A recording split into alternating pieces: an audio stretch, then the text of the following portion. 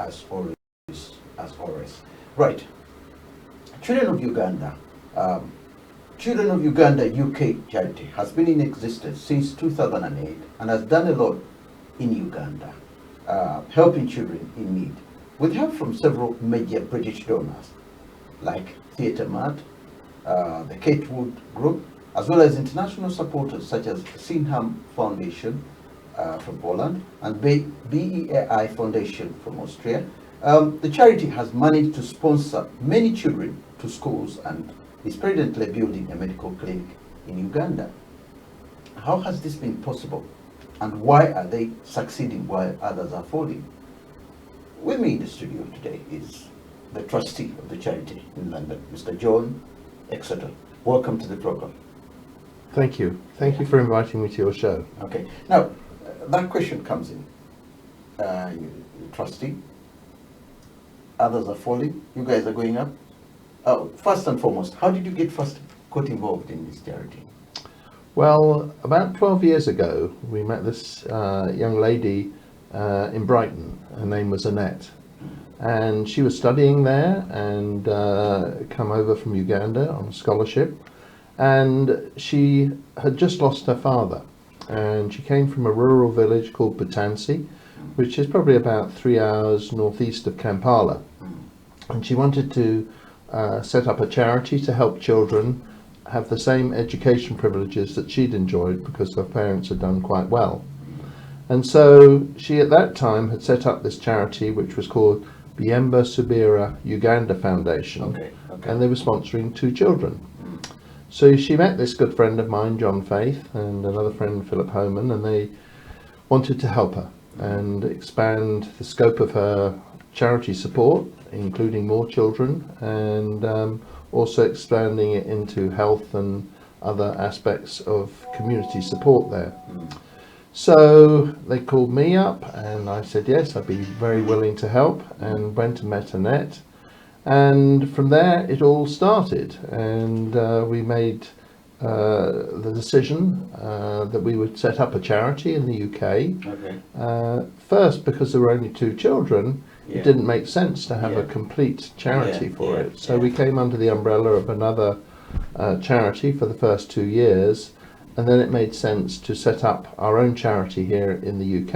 Okay.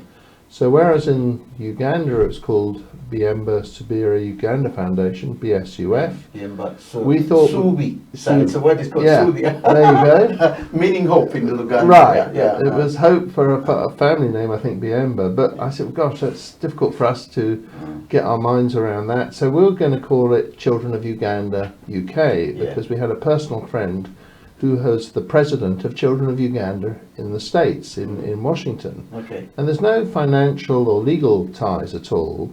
We just wanted to use their name and their logo and get their guidance, because we were new to the charity world, and they were happy for us to do that. And we've enjoyed a very, very good relationship with them. And so, having developed that relationship, and then we started sponsoring children at primary schools, and usually up to the age of about 7 or 8, and the school fees were very, very easy for us to finance, because it was about £30 for the year or something in terms of the primary school. And anyway, I think probably the best thing is for us to show Annette to the viewers in her own words, explaining what her aspirations were for her charity. So if we could see slide 1. That would be great. We'll have a look at that and see.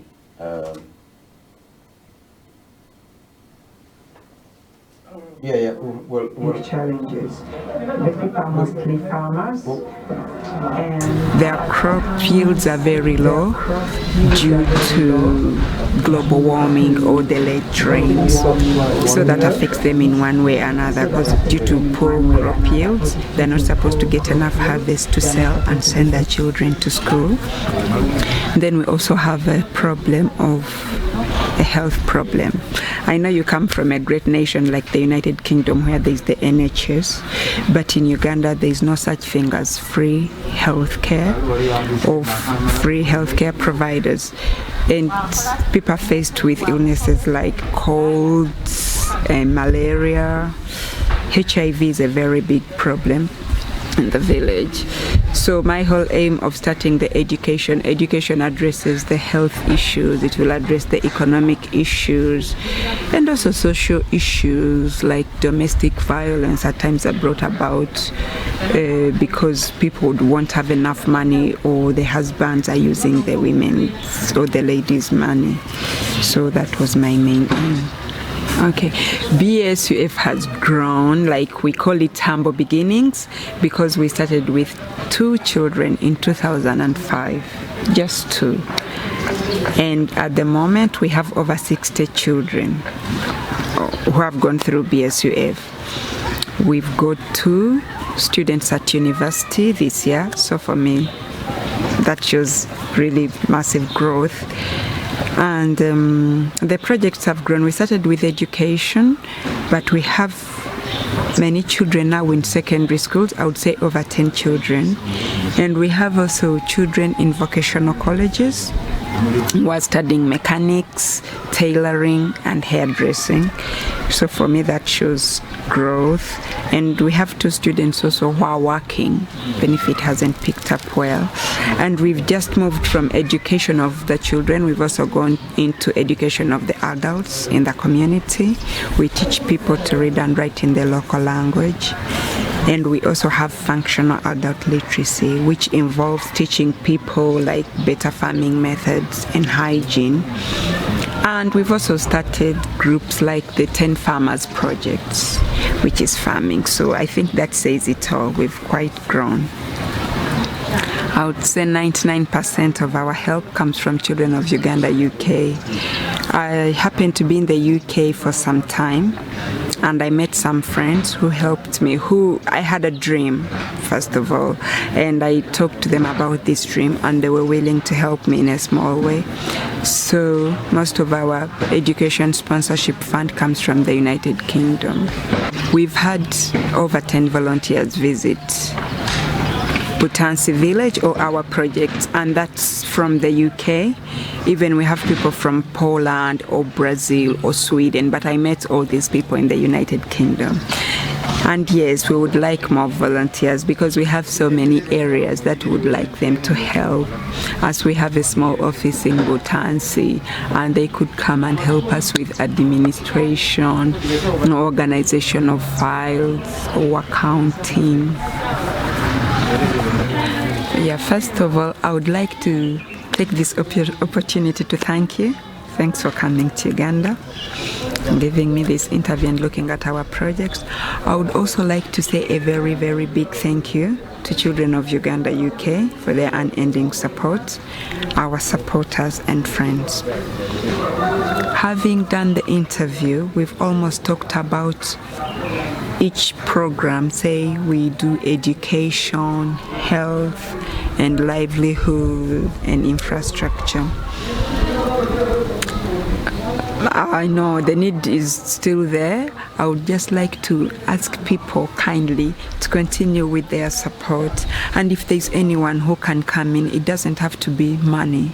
It can be help in kind, their expertise, their experience, tell a friend of a friend, and also they're welcome to Uganda to come and volunteer, because BSUF is a village module project. So everything is done in the village, and they'll be welcome. We are very welcoming people. So that's what I have to say. Thank you for having me.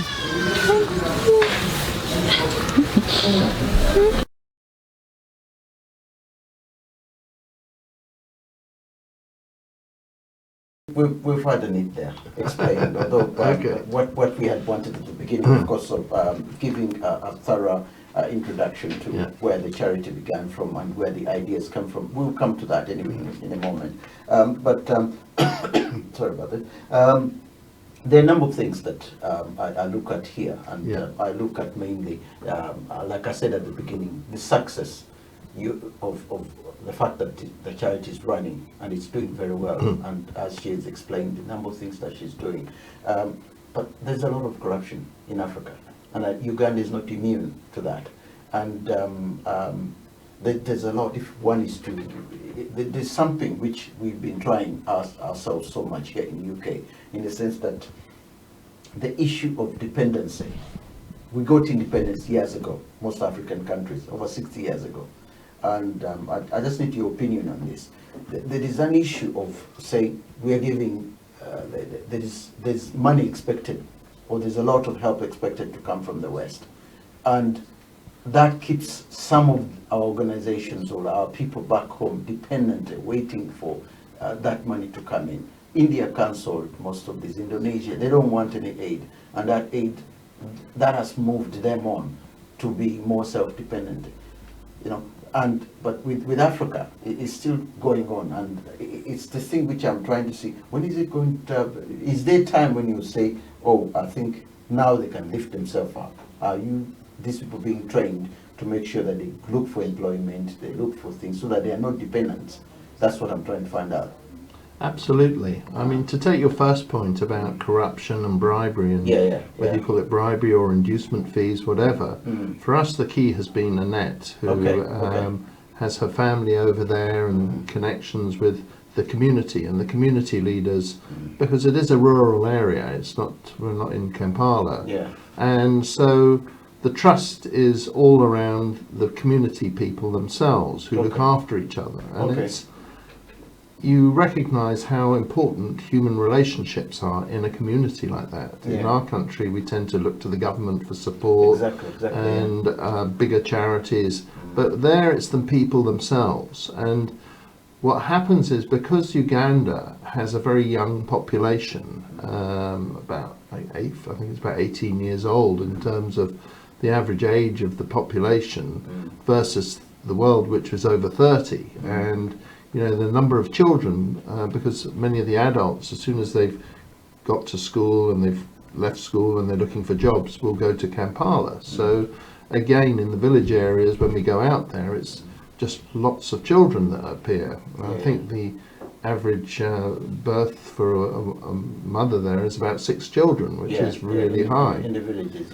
So for us, that trust is with the community itself, and we don't impose too much. We have to follow certain guidelines, for example, because in the UK, we are a registered charity as Children of Uganda UK, so we have to file accounts every year. We have to account for our sponsors so that they know that the money is actually going for school fees or medical fees, whatever it is, and we have an independent examiner who will check our accounts. So we try to impose on our charity in Uganda that we get school receipts for the fees that we pay. We get and we get school reports to make sure they're doing what they are. And so over the years, we have gone from the 2 children that Annette was originally sponsoring to probably about 150 to 200, and we've BEI in Austria supported her in terms of building a nursery, which is right next to a primary school.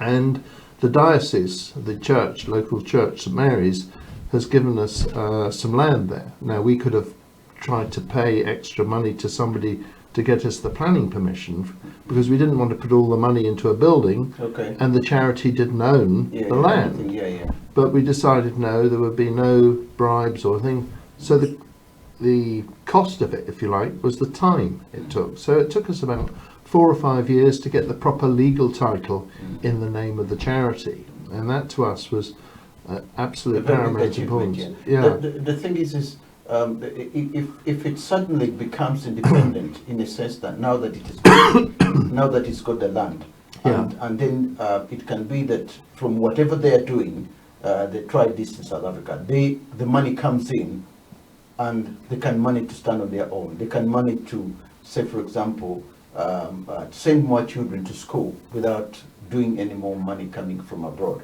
That's what I'm trying to look at, because if it can sustain itself, you know.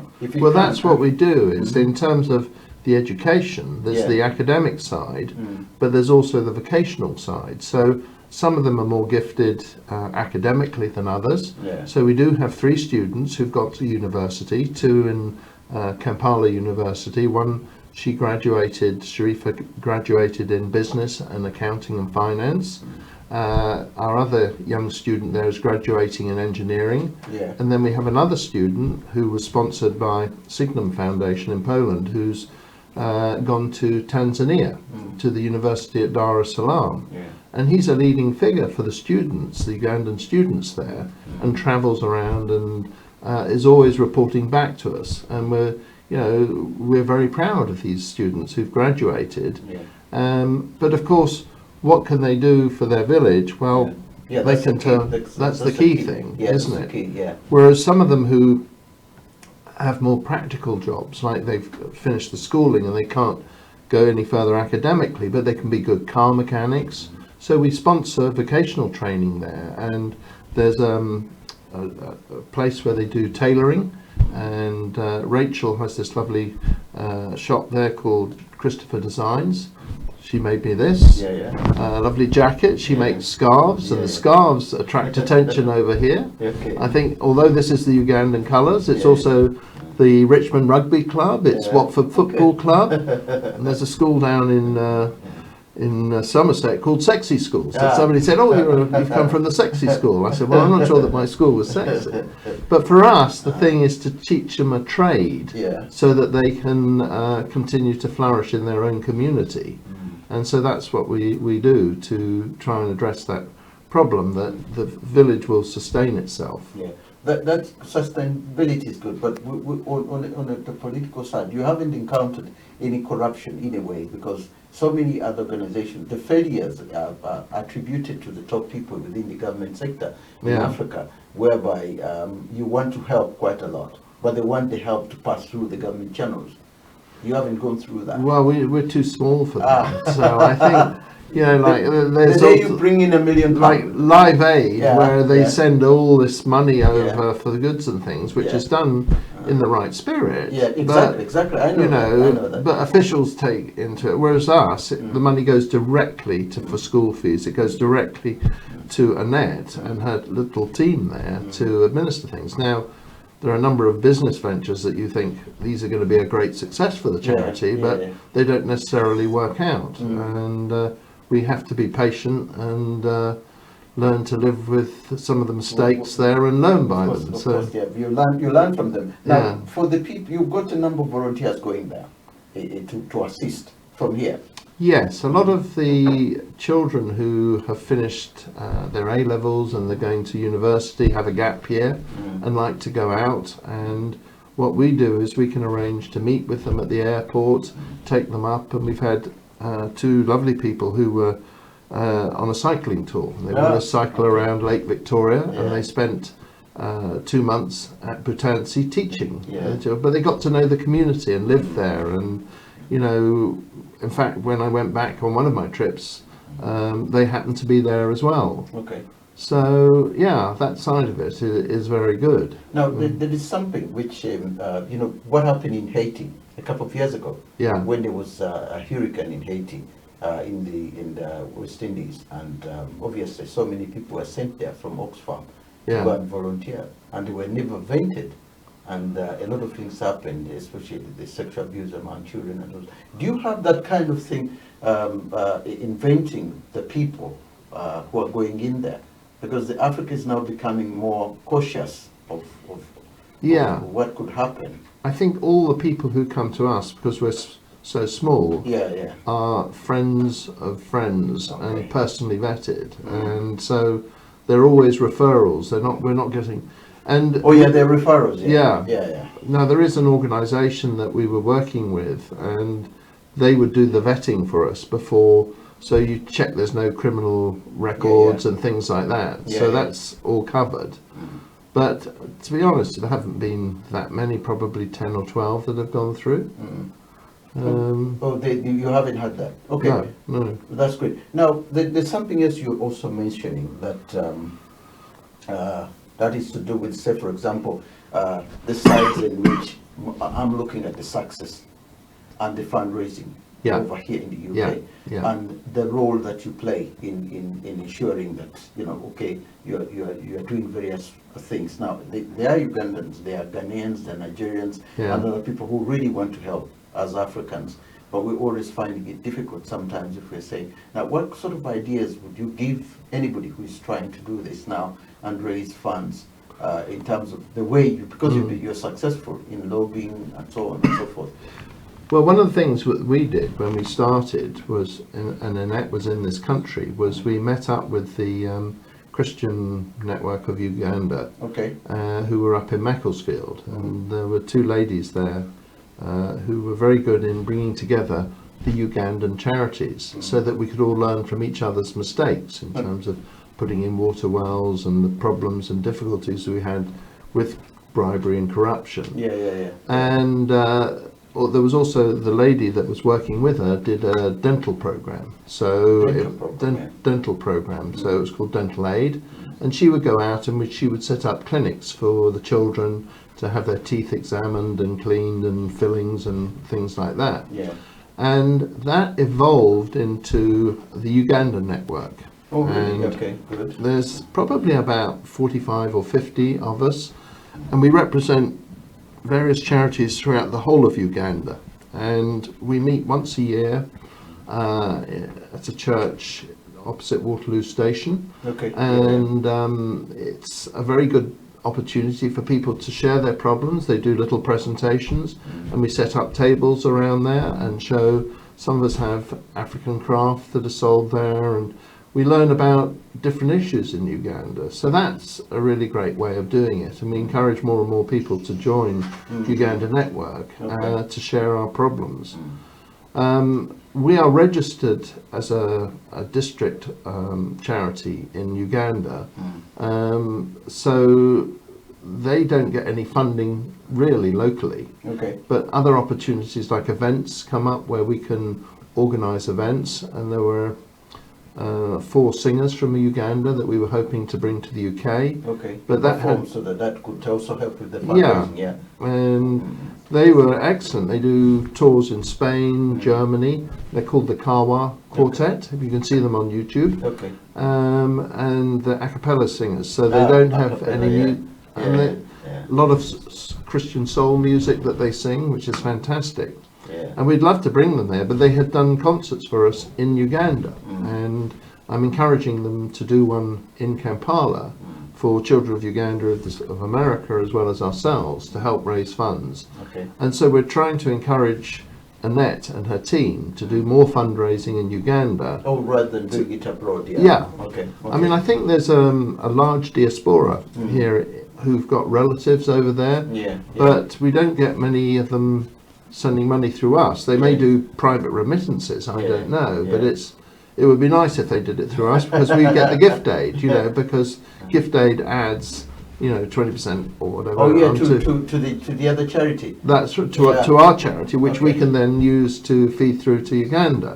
Because that's why we do all our accounting and reporting and keep ourselves in compliance. I think that's not properly explained maybe to the Ugandan community here in the UK. Because if it was, I think with the things that we've been trying to do, by the way, I've run the London Marathon almost 8 times for Ugandan charity. Even last year I did, a half marathon last year. So I've always been, that's my way of saying, look, if I raise anything, it goes back to to the Ugandan charities that I've participated for. But the thing is I got involved because I got to know those who are running these charities, and it becomes easier for me. But I've tried to encourage others because they ask questions. How do we get to know?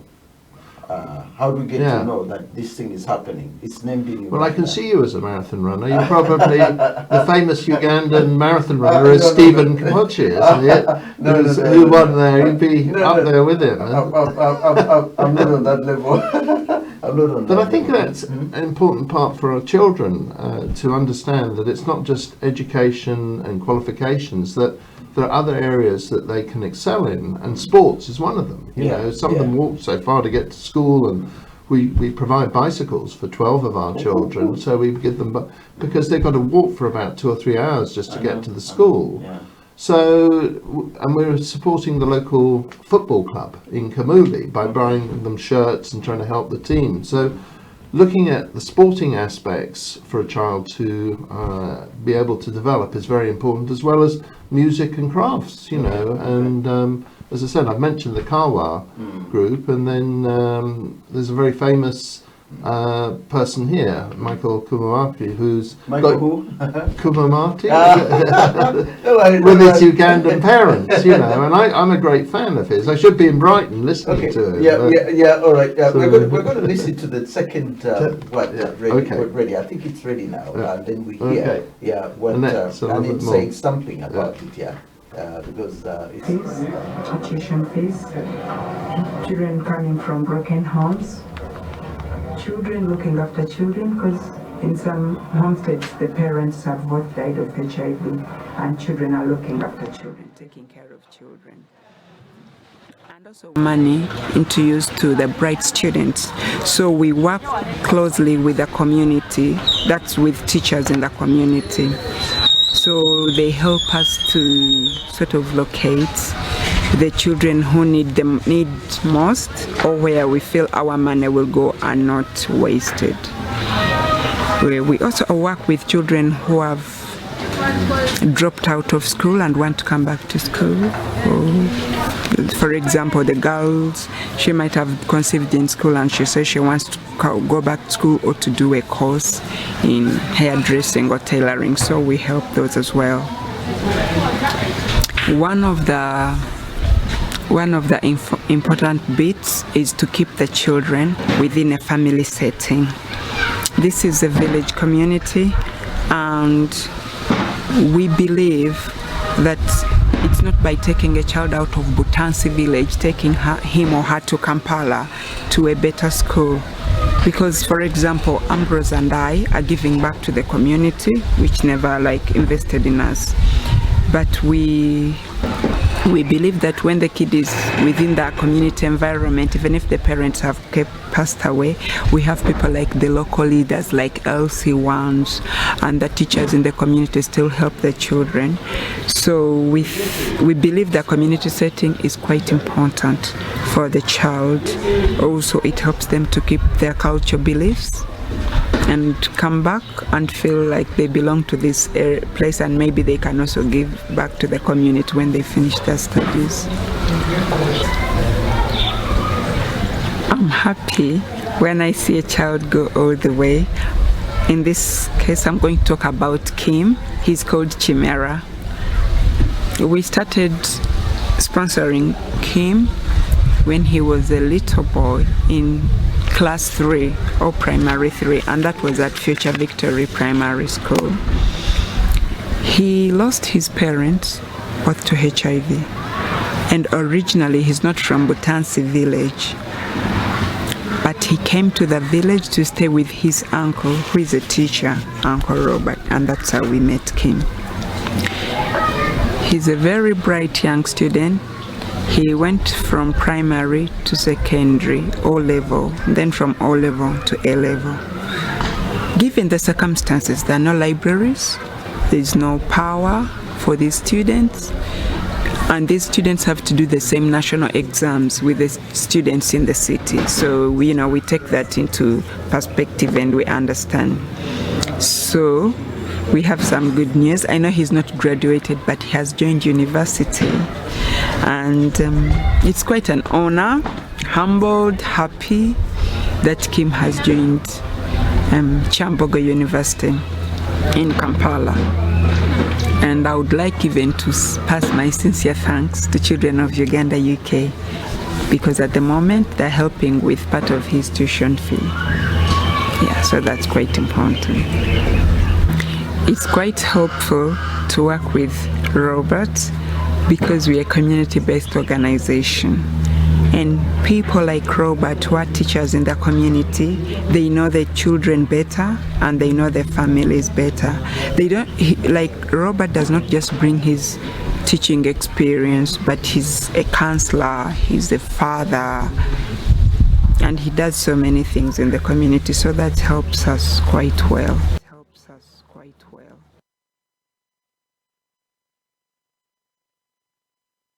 Issue of course, we've heard what she was saying, and that is very helpful with all the other children. Now, if we look at a broader part of Africa as a whole. Yeah. I know you probably don't have this much experience. What would you advise then? I've got Ghanaians here, I've got Nigerians, I've got other people who are trying their best to enter where Anit has entered.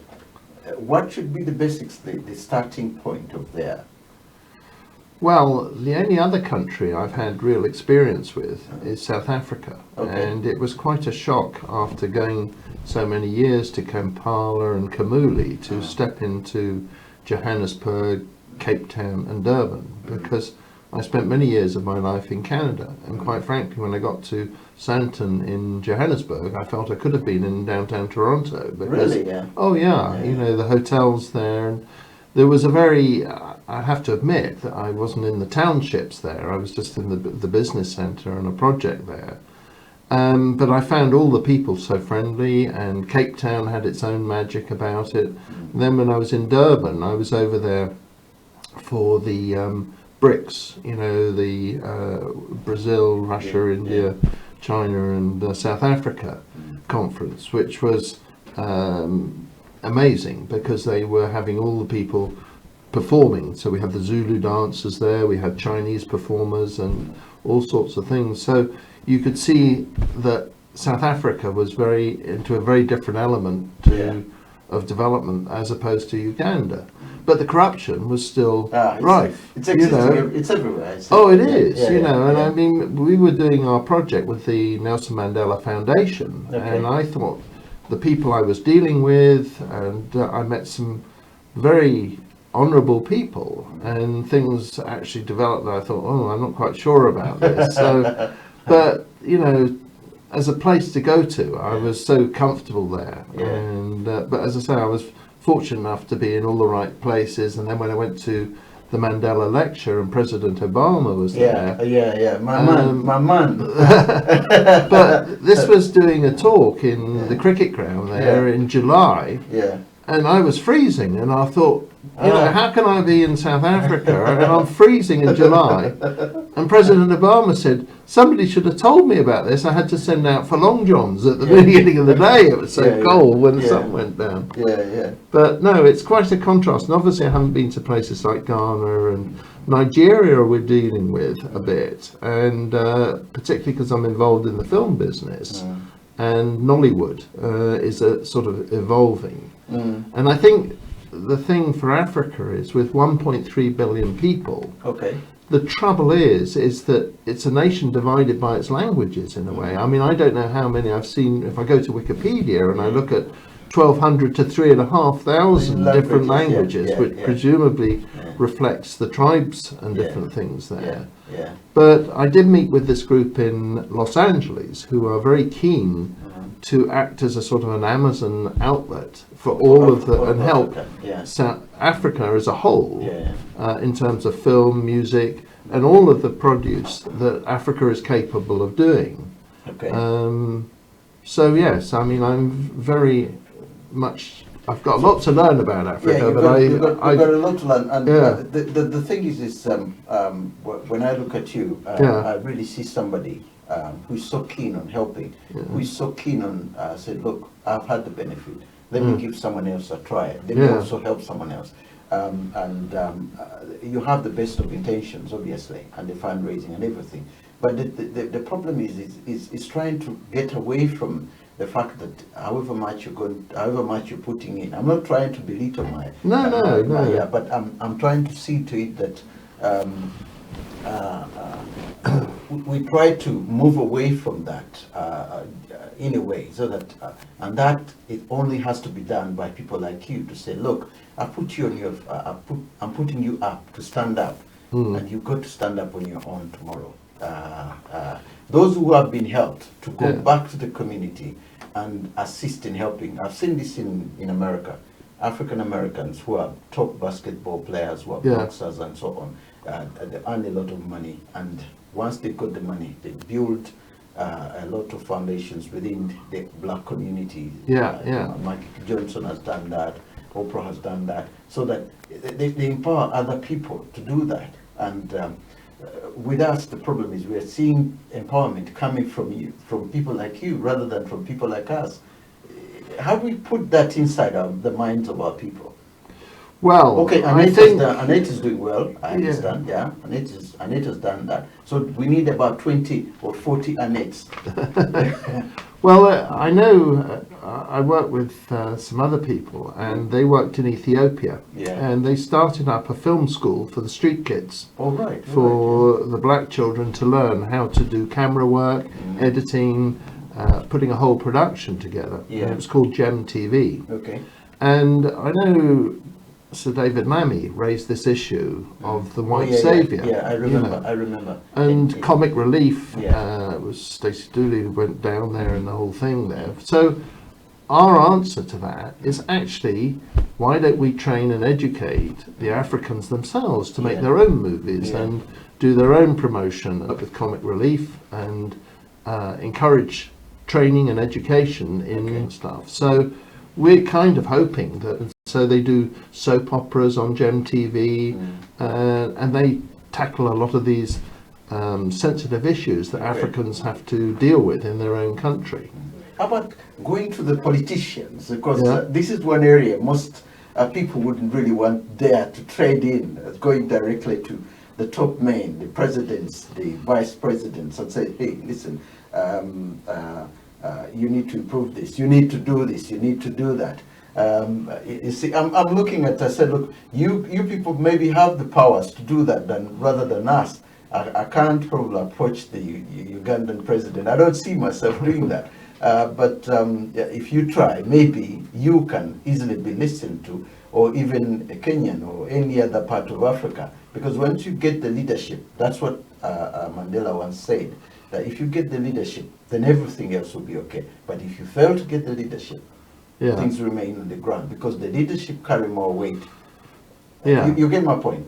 No, I do. Yeah. And I mean, I think President Obama kind of touched on that when he was doing the lecture in Johannesburg, because he said, you know, I've done quite well as President of America, and I'm quite wealthy. Now, sitting on the platform with him was President Ramaphosa, as well as Patrice Lumumba, 2 billionaires, and he kind of said, what are you people doing? How many houses do you need? You know, and they had a big smile on his face, and they smiled as well. But it was kind of pointing the finger that some of the top black Africans were accumulating wealth for themselves rather than spreading it out. So Africa has, Margaret Thatcher once said that she didn't want the Nigerian debt to be cancelled by the World Bank, because she knew of 2 or 3 people in Nigeria who can actually cancel the entire debt. Why, if these 2 people have billions, why does the World Bank cancel the trade? You know,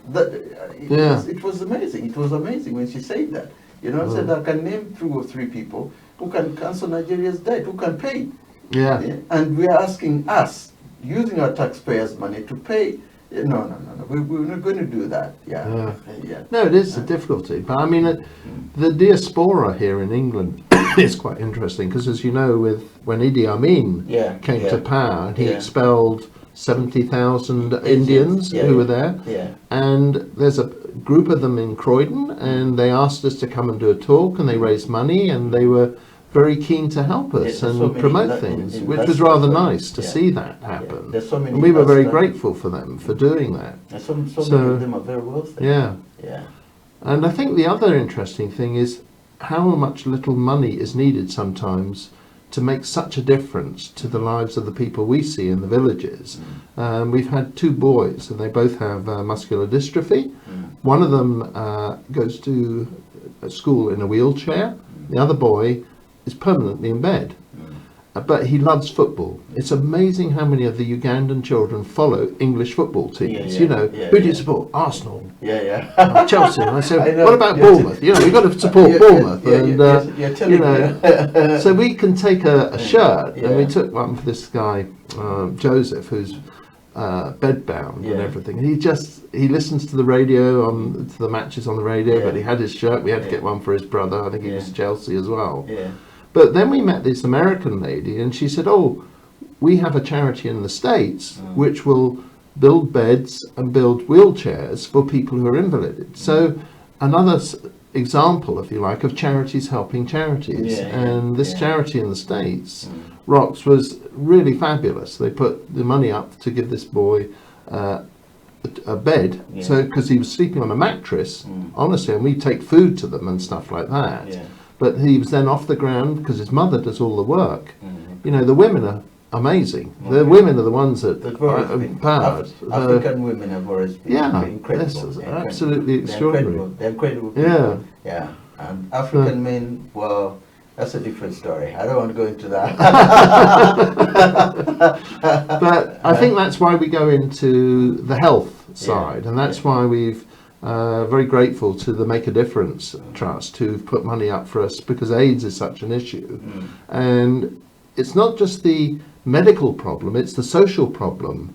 And Ugandans are great in terms of supporting each other in that side. Maybe we should listen to the next slide on that. We should listen to that as well. It's very interesting. It's quite good. Very interesting. Yeah, it's very interesting as well, because there is a lot, not just for us to learn, but for other people to learn as well. You know, other people to I think learn. one of the saddest things we had was when one of our boys died of malaria, and we'd sponsored him for about 4 years. And nobody told us. And we could have done so much for him, and Annette was distraught by it. You know, nobody told us. Nobody told you that he had died. No. Yeah. Well, that he was ill. We wanted to know that he was ill, and then we could So help when we him. have this community center, it's going first of all to be a multi-purpose Community center. Like I said earlier, it will have a library.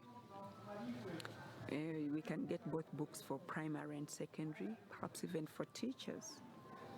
And at the community center also, we can have a young people's center, because we have so many people who have dropped out of school. And the need is very big, and we cannot help everyone. But when we build the community center, it will be used not just for Butansi village, but for the whole sub-county. So we have this bit of community inclusion. Because at the moment, people say, oh, how come BSUF helps such and such a number of children? They just pick on these ones. So it will be used for many purposes. We shall also have a clinic there, because this will save so many patients from having to walk long distances to and from hospitals. We are hoping to work with the Ministry of Health through Kamli District to bring healthcare closer to the people. A clinic would be very important in the community, because we've got a number of health issues like infections, small infections like NT or malaria is quite prevalent, especially during rainy season because of the mosquito breeding. And other infections. So the clinic will be quite important, because we shall be working with Ministry of Health, and many people outside in Butansi and from far away of Butansi will be getting treatment at the clinic.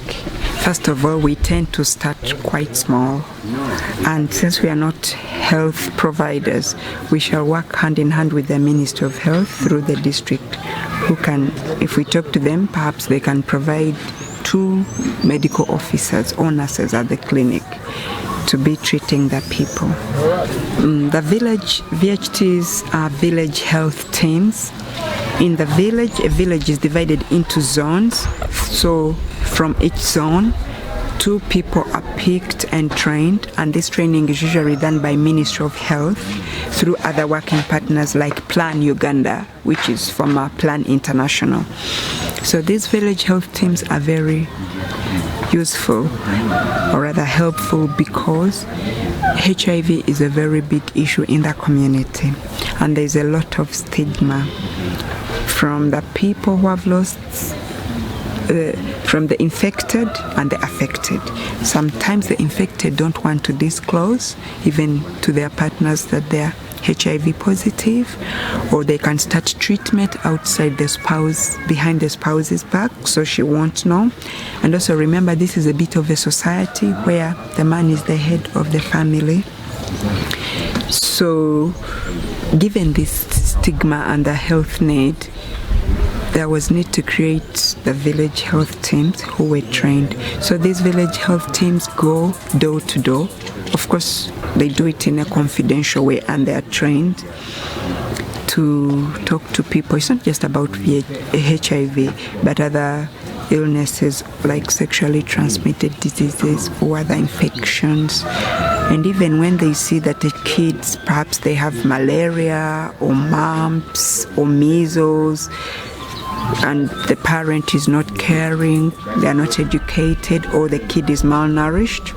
For example, there is an American charity which is working with village health teams to help the illiterate mothers feed their children very good food. So the VHTs are very, very important, and they're the people whom we consult first. The clinic will be based at the community center. But even hospitals are based in one place, but they can do outreaches. So when we say mobile, it just means an outreach. And this will help us because on our budget, we may not have a lot of money. But once somebody says, I'm giving you this amount of Ugandan shillings, you say, wow, let's go to the community. We move around. You first of all have to do a needs assessment. You assess the need, perhaps if it's eye infection, something, and then even we can take the health care out to the people. So that is a mobile. But the mobile clinic would do, since we've not built the community center, we don't have to wait for the building to give people the help that they need.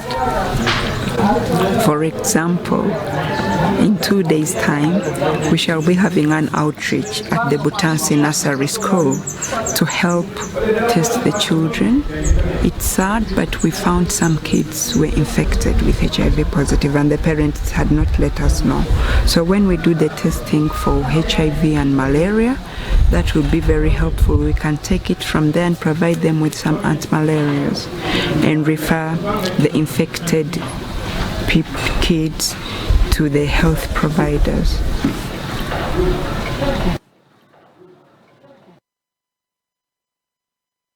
There's quite a lot, and among the things that are mentioned, obviously, HIV is coming up. Yeah. This is something which had disappeared, almost not being talked about, but we're coming towards the December 1st, which is HIV AIDS Day worldwide. And it's a subject which is coming up, and it's not only coming up in Uganda, but it's coming up throughout Africa. Why do you think this is so now? Because we thought... Well, I think there's the social acceptance of people with HIV/AIDS, and in Uganda it's very good. You have to declare that you've got HIV, and they try to keep, because now they've got medicine that you can actually, when you have a child, it's not going to be AIDS infected, but you've got to be able to treat it, which is why Make a Difference focuses on the AIDS issue for us. Yeah. And we've also had help and advice from the Rotarian doctors. They're a great source of valuable information on how to do these things. And the government's meant to support us with medicine, so we're hoping that'll come through once the clinic is open. So yeah, I just think that Uganda got particularly affected by it, whether it was blood transfusions or whatever it was. It's not always through sexual practice. It's just something that can be spread medically, unfortunately, through circumstances. So I still think that there's a lot that can be done really in terms of now the medical center is opened, and there is this overwhelming fear, because I saw that in my village as well. One in Busunju started, people from as far as 10 miles away, where there isn't anything, were coming to the clinic. So probably they're going to face a similar problem, because the nearest one could be that, and it could be 10 miles away as far as they're concerned. And then you're looking at a population, a clinic which was meant to be for something like less than 100 people a day, suddenly become for more than 2,000 a day, and it becomes overwhelming, and then in the end it could actually bring its downfall. Have you got plans when you look at that? Well, I think the medical clinics are first, and there's quite a few around there. that have opened up. This one. Oh, there are a few round. In around Kamuli, that other one's being built by the government, which is, I think, about 10 miles away. 10 miles, you see that? 10 miles away. But there's the mission hospital there, which was supported by the Rotarian doctors, and there's another. So, they do address it. But it's quite interesting because I would say 90% of the religion is Christian, and probably 47% is between Catholic and Anglican there. And then you've got 10% who are the Muslims. But they all get on really well, and they really respect each other. I know. And I think the other thing, when you think about Uganda, is how much it is open to visitors, and it's got, I think, the largest number of refugees of any country in the world. And from Sudan, South Sudan and Congo, they come through. Even Rwanda now. And it's the hospitality. I always tell my bosses here. I said, look, we have probably one of the most hospitality nation in the world. They don't believe me, but that's it. So where I come from, down in Poole, there's a lady there who works for a charity that the Poole Hospital works in northern Uganda and looks after people who've come from South Sudan, but they have a very close relationship and program of working with the hospitals and schools up on that border to help with the refugees and the people who've come down. So no, I mean, it's wonderful when those things happen. I know. When it comes to education, because this is one other area that I think Anita has addressed that in what she was saying in one of those clips, the issue of educating the children, educating the men and women, the micro people to be successful. It is a major one, but again, it's another one which doesn't have enough funds as well. I don't know whether when you're sending money for education, for the clinic, more money should be spent in education. Because when people are educated and people are aware of where malaria comes from, or people are aware of HIV and so on, then you have a possibility some of these normal diseases that happen. And I think that's been the development of our charity, that we started off just with school fees, then we were dealing with medical cases with a guy who couldn't walk, and we got him to hospital so he could learn to walk, and as I say, this couple, Joseph and Dennis, who've got muscular dystrophy, we're helping them out and building the lady a nice house, and so we are coping with that. The other very interesting thing, which will be the last clip I'll show you, is what we're doing for the women. So we do microfinance for the women, and we've set up these different groups, and there's a ladies group of about 40 women, and they're always so thrilled when they see me and John. We go there, and the chairman is a lovely guy, and they always do a report for us, which is fantastic. And but then at the end they give us gifts, like avocados and eggs, and then one day I was given a live chicken. I've never been given a live chicken before, and it was upside down, and it's given to me. You still have it? I took it. I took it off you, huh? Well, I had this live chicken, and I thought, it won't get in the car. No, it got in the car, and it came back to the guest house with us. So when I got to the guest house, the lady said to me, "Well, do you want to eat it tonight?" Yeah. Because I looked at her in horror. I said, "No, I said, this is an egg-laying chicken," and I said, "I'm naming it Annabelle because this one of the workers with us was called Annabelle." And I said, "You look after her until February, when I'll come back, and I want to see Annabelle, and she'll have given you lots of eggs." So when I came back in February, I said, "Where's Annabelle?" They said, Oh, Christmas came. So my poor Annabelle got served up at... was on the dinner tables, Not that I had it. But anyway, I thought by personalising it. But I mean, it is interesting. But I think the women are so great there, and they do so many things, and they make uniforms, because all the children wear school uniforms, and... I've got a lovely little girl who I look after called Jalia, who suffered domestic abuse, but she's looked after by these women, and she's gorgeous. We need to have a look at the clip. This is on the women. This is the last one on the women. And tell me which one of those we're taking Yeah. Okay.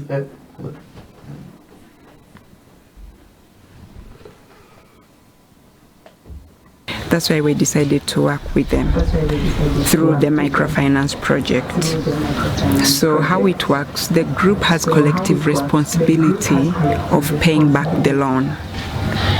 BSUF, we believe that it's a hand up, not a hand out. It's not about giving them money every time, but we say, for example, we are giving you a loan of 2 million Uganda shillings, and you've got collective responsibility to pay it back in 3 months. So we agree, and actually it's them who decide the rate of interest, but that interest goes back to the women's group themselves. BSUF still hangs on to the loan money, the original loan money, which we give them back. And this money is used for individual projects, because some people in the villages buy goats, other people buy materials to make the sitting mats, others, like we have somebody who is a tailor to make uniforms and sell in the local schools. There's a lady who uses her money to make bricks to sell and send the children to school. Some of them use the money to pay tuition fees for the children or buy scholastic materials. Yeah. Yes, it's very, very rewarding. I'm very passionate about this. I'm somebody who I feel good when I see somebody has a smile on their face. I'll give you an example. For instance, one day in the women's group, there was somebody who was expectant. She was due to give birth, but she had been deserted by her husband, and she didn't have money to go to hospital to have the baby. So the women's group collected, we call it a small container, a revolving fund amongst themselves, and they helped this woman with the money. It was supposed to be a different person to get the money, but the person was like, okay, let's give her the money. They helped her, they took her to hospital, which is like 2 hours away, walk from Botansi village, and she had a baby. So when I look at that, that's quite good, because it was due to the women's group. Perhaps if she was at home, that baby might have passed away, or she would have had challenges. So it's quite important. And I'm seeing so many women do projects on their own, not reliant on their husbands anymore. They're running even their homes without their husbands. So that's quite good.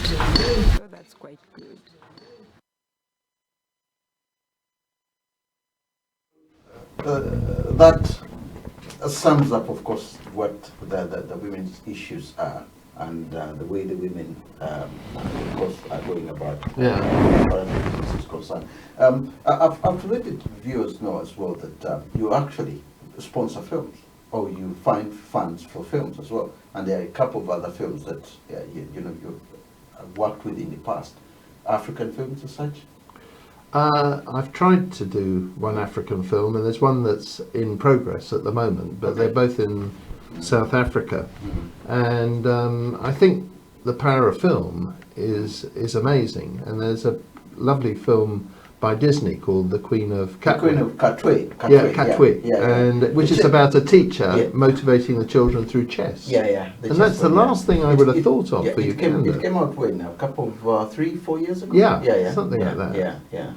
And there was another lovely one in South Africa, which is called Beyond the River. And it's about kayaking down the Dusi, which is into Durban, and a young guy from Soweto there, black guy with an Afrikaan, and the challenges for them adopting to each other's characters and views, and eventually they come together. And it's got a nice end to it because they get the gold. So those sort of character building films are great, and I would love to have more success. I've got lots of clips and things, so I haven't given up. I keep looking at Nelson Mandela, and I keep thinking, this man spent 27 years in prison, and he came through, and he reached his peak in his 80s, so I've still got to keep going. Exactly. No, I wouldn't want you to give up. Just keep going until eventually, even if it means the last breath somewhere. Yeah. But the thing is that the choices that are made, especially when it comes to various things that we're doing. The film industry, for example, as we've mentioned, a lot of people look at it and they said, no, it's very difficult to enter. It's going to be very difficult to do a film of that nature. Yet the actors are there. Everybody says it still goes back to the funds. That's where I think where most of our problems are. But I think actually technology is helping us that way, because as you know, you can set up a YouTube TV channel and get the distribution. So the difference in Africa is that you don't have the money from advertising to support the stations there. And that's the big difference. In fact, if you've got a big show, you have to pay the network to put it on. So we can get help from one of the United Nations agencies to put on some of the health, if, like the old adage of the soap operas was they were actually selling soap. Well, we treat some difficult social issues through the soap operas, but we won't get any commercial money into it. So you have to look at finding sponsorships from charities that want to promote a message there. But when the films are made commercially for the Western market, then let's show them in there. And it's becoming easier to take films across, and solar energy allows us to put projectors up there and a white wall. I think that the biggest problem is there. A leap. Nigerians have tried so much to leap from Africa suddenly into the West. The Indians have tried as well with Bollywood, and in Nigeria with Nollywood, trying to leap and say, let's show the West, this is how Africa is. And they have tried that with so many of theirs. But again, it's the distribution nature of the way films are done, are distributed, which is the most difficult point at the moment. Because if you want to do one, the chances are, okay, who's going to take it? And of what interest is it to that person? That's why I look at it more as Ugandans or Kenyans doing films that fits their communities, and then their community will get interested instead of featuring so much about the West. Because when this man did the Katwe film, he didn't really aim for the Western market. He aimed for the Ugandan market to show that everybody can do it. But suddenly, the Western market looked at it and said, "Ah, come on a minute, this is a wonderful film." And they liked it, and then it went all over, globally. But in the beginning, he didn't aim there. Maybe this is where you can encourage the filmmakers in Africa to aim for the law for the African market. Well, one of the surprising things when you go to Africa, Uganda and Kenya and these places is how many people have mobile phones. And on mobile phones you can have streaming now. So as we move up to 5G, the outreach from on mobile phones. Now I know in mobile banking, like Uganda, Kenya and Tanzania are way ahead of where we are in the West, because we don't trust it, or whereas there it's the safest way to store your money. Exactly. And they love it. So if you trust the banking, and then you can put entertainment onto their iPhone as well, and they're getting bigger, and iPads coming in and stuff like that. So I think Africa's evolving and benefiting from technology in terms of the way telecommunications is improving for them. Because it's the mobile money issue looked clearly meant for Africa. Because it's very, very easy to deal with the mobile money over there, rather than carrying large sums of money onto you whenever you're going. It's very simple. You just get it through the phone, and that's it. And that's it. Although the governments are now trying to put taxes on them, and they're seeing there's a way of earning more money from that issue. But it would really be very good, and it will be good as well as far as movies are concerned. Because you do it there, you put it there, and everybody, it's welcome for everybody to see. It's a question of how the revenue is going to be shared. One thing that I think Uganda should do more is promote its safaris, because you have some of the most amazing national parks, and yet the South Africans, Kenya and all these other places are doing far more to promote their tourism than... The Minister of Tourism should be listening to this. Maybe I should send this to him and tell him, listen, John is suggesting this. Are you listening? Yeah. I should probably do that. When I go to the Ugandan office in Trafalgar Square, I'm always putting our driver's leaflets there to promote his business. You know, he gets Americans and British people over there encouraging it. So. Okay. Now, what else is in store, other than now that everything is raised? If it's a question of funding, if it's a question of are we looking at the next maybe 4 years time that most of what has been done by you will be self-sustaining? Well, definitely, because the next stage after the medical clinic is to do an art and cultural centre, and then do there's a farming project within it as well, teaching people not only on crops but also on livestock. And the University of Iowa has an amazing in America. Yeah, they have an amazing farming college, which is right beside us on the other side of Kamuli, and we did a tour of it, and it was absolutely 5-star. Really? Yeah. Okay. So it will be self-sustaining in a couple of years time. No, definitely. Yeah, I mean, we support piggery farming over there, and other things that have yet to really materialise profitably, but there are quite a number of them that really need to. But the sports industry is another area, as you said. The sports industry.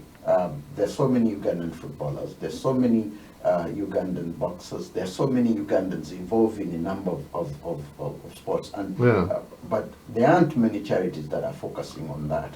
I think in Ghana and Nigeria and I think Sierra Leone.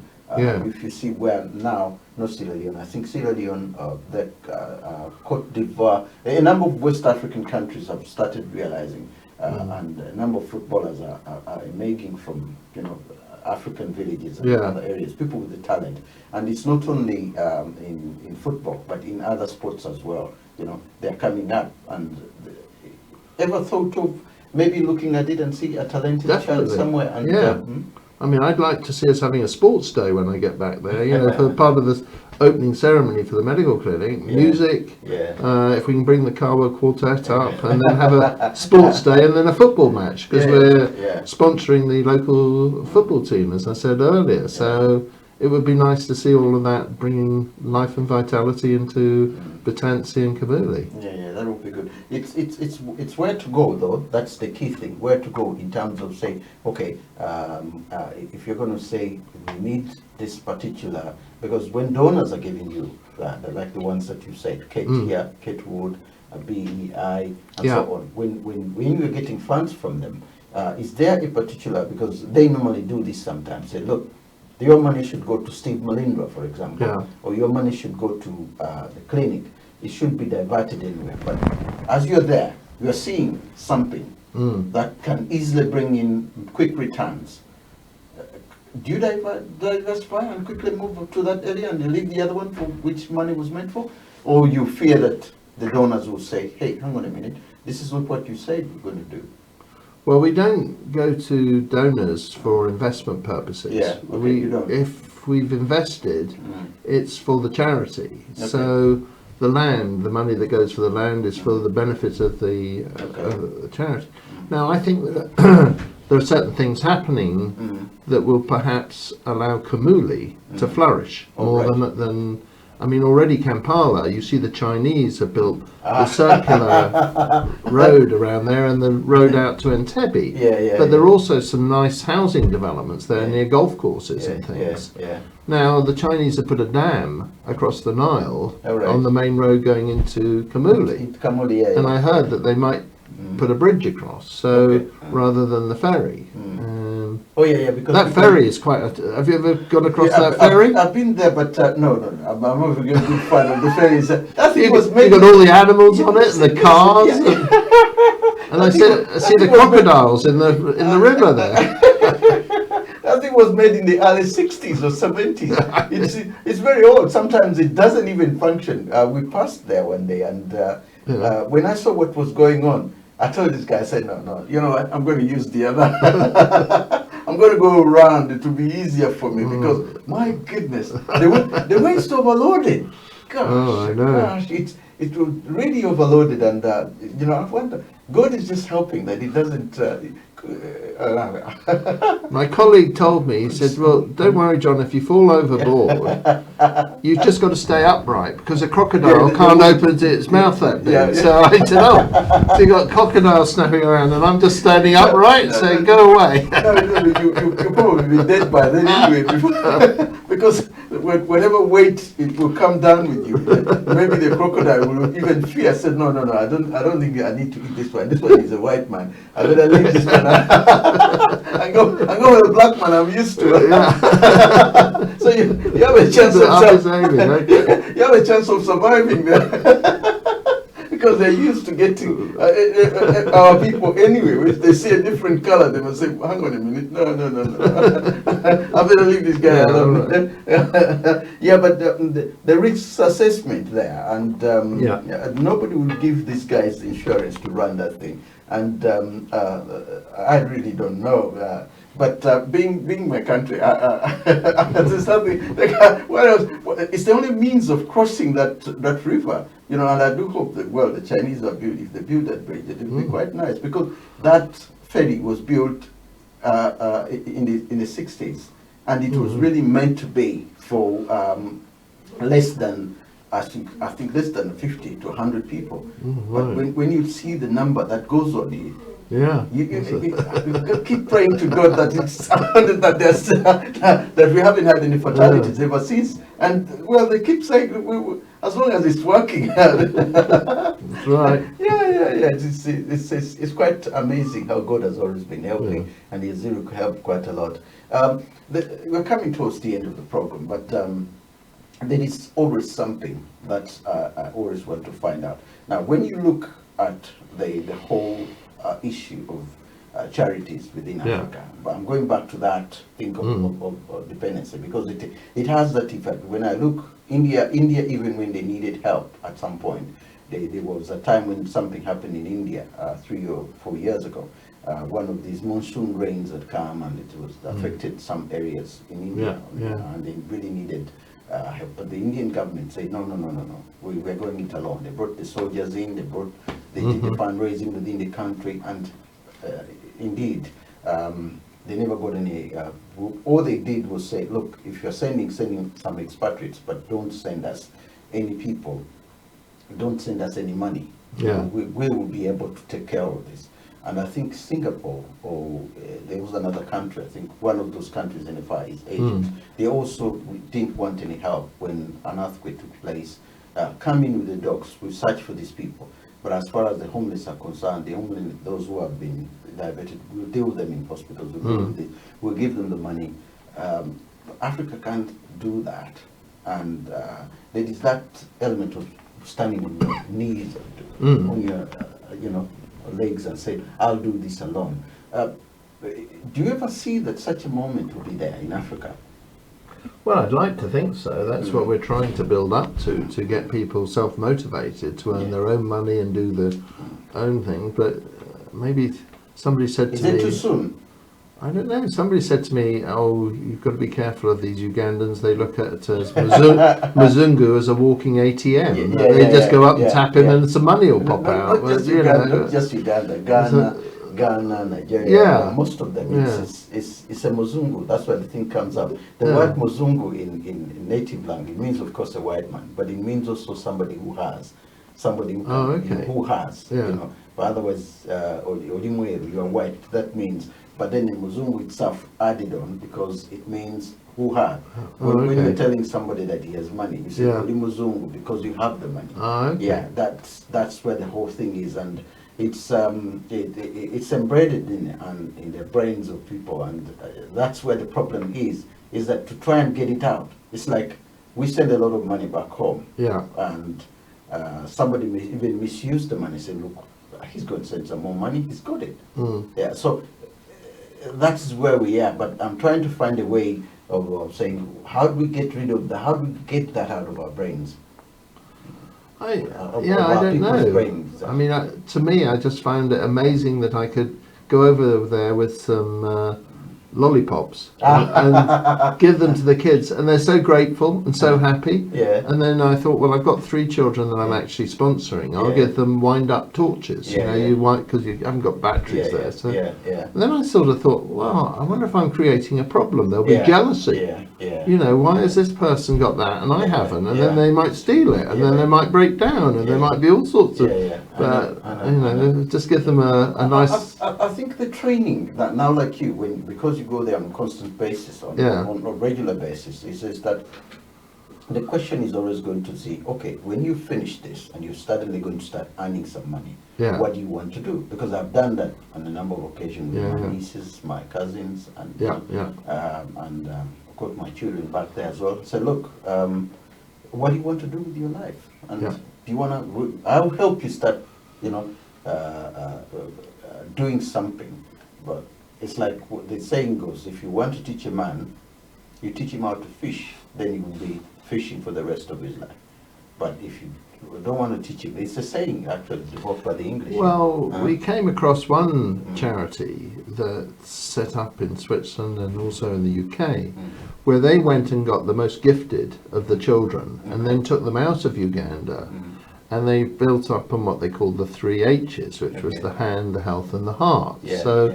And the head, and the idea was that if you could teach them faith, and you could teach them how to build things with their hands, and also develop their brains to be academically gifted, you then put that child back into the village, and the whole thing will flourish. Well, the trouble was that they go to Oxford, Cambridge, Harvard, Yale, and say, you think I'm going to go back to a village? You've got to be crazy.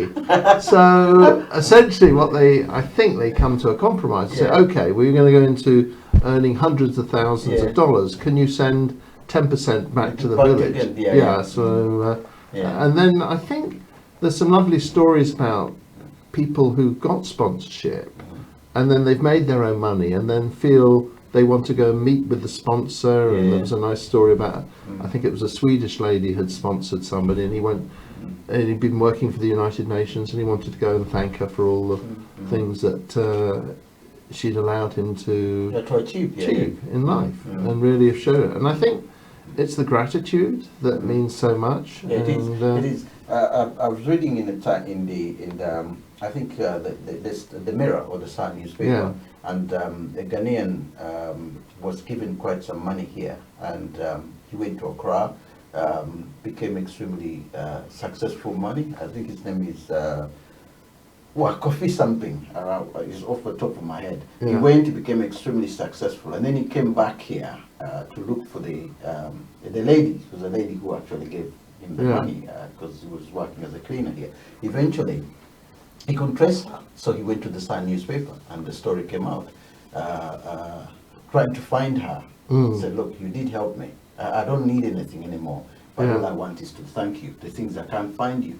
I don't know where you are. I don't know anything, but I know, of course, otherwise I would have communicated to you." So somehow, this is some of the stories that came out 3-4 years ago, and eventually she showed herself. She didn't want any help from him. Obviously, she was okay, but he felt that thing in his heart. Said, "Look, my mother told me back in Ghana that I need to find you and thank you, because it's a very rare thing, Well, there are those who can do that. I think there are, and like Annette's one lady, but there's also next to us, there's a school that a lady called Van Strobensee, and she does amazing work throughout Uganda. And then there are other groups like the First Wessex Scout Troop who go down and they build things down there from our area, and then brass bands will send brass music bands down there. And I've got a lovely clip of the Kamuli brass band going through, and everybody dancing, and it's fantastic when that happens. Trying to introduce some kind of music in Africa would really be nice.